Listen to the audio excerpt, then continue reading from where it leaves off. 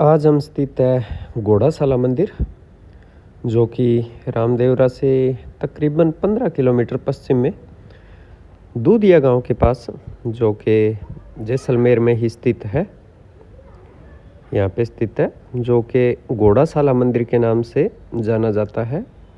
बात करेंगे इस मंदिर के संपूर्ण इतिहास की और रामदेव जी का इस स्थान से क्या संबंध रहा है, उस पर भी चर्चा करेंगे। तो इस मंदिर का एक ऐतिहासिक महत्व है, जो कि रामदेवरा से 15 किलोमीटर दूर दूधिया गांव के पास बांप रोड पे स्थित है, जो डालीबाई की जाल है जालोखा, उससे तकरीबन 8 किलोमीटर आगे दूधिया गांव के पास। तो इस स्थान का रामदेव जी व हड़बू जी के मिलन स्थल के रूप में है। यहाँ पे रामदेव जी और हड़बू जी मिले थे। तो बाबा रामदेव जी और हड़बू जी समकालीन साधु और संत मित्र थे, और दोनों ने ही समाज में समाज सुधार, समानता और भक्ति का संदेश दिया था, हड़बू जी और रामदेव जी ने। और ये जो आप सामने रोड देख पा रहे हैं, ये रामदेवरा की तरफ जाती है। सामने आप देख पा रहे हैं घोड़ाशाला मंदिर।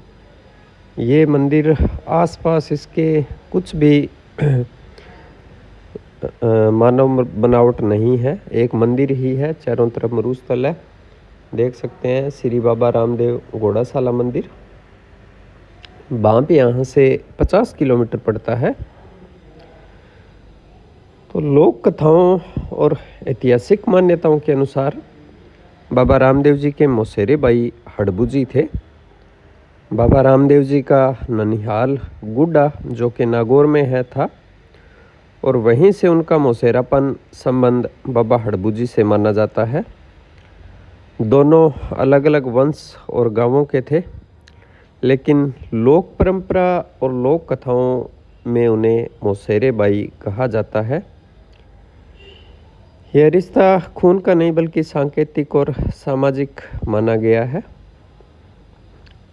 और माना जाता है कि यही वो स्थान है जहां रामदेव जी, पाबू जी और हड़बू जी अपने घोड़ों के साथ इकट्ठा होते थे, और शायद इसी कारण इसको घोड़ाशाला मंदिर कहा जाता है। जब भाद्रपद में रामदेवरा मेला लगता है तो यहाँ पे भी भीड़ अपने पीक पे होती है। आसपास लंगर यहाँ पे कई लगाए जाते हैं, और जो पैदल यात्री पंजाब, गंगानगर, हनुमानगढ़, बीकानेर से आते हैं, वो बांप के बाद इसी रास्ते के माध्यम से रामदेवरा पहुँचते हैं। तो बात करते हैं इस मंदिर के इतिहास की। तो रामदेव जी के समकालीन 5 पीरों के रूप में बेगटी के हड़बू जी सांखला को भी रामदेव जी की समाधि की खबर लगी, तो हड़बू जी तुरंत रामदेवरा रवाना हुए। तब रास्ते में रामदेव जी मिले। तब हड़बू जी अत्यंत प्रसन्न हुए। संकुचाते सहमते उन्होंने रामदेव जी से समाधि लेने की खबर के बारे में बात की। तब रामदेव जी ने कहा, कई नर साचा हड़बू कई नर कूड़ा, साच कूड़ा भेद किणे जाण्या। और ऐसा वचन कहकर रामदेव जी ने उसे एक रतन कटोरा और एक सोहन चुटिया देकर घर भेजा, और कहा कि तुम चलो और मैं आता हूँ। किंतु हड़बू जी जब रामदेव जी के घर पहुँचे तो रामदेव जी के परिवार को शोक संतप्त देखा, तो उन्होंने कहा कि तुम किस बात का शोक कर रहे हो, मैं अभी रास्ते में ओरण में उनसे मिलकर आ रहा हूँ। और देखो, उन्होंने यह निशानी अपने माता पिता को देने के लिए दी है। और ऐसा कहकर रतन कटोरा और सोहन चुटिया दिखाई और अपनी बात की पुष्टि की।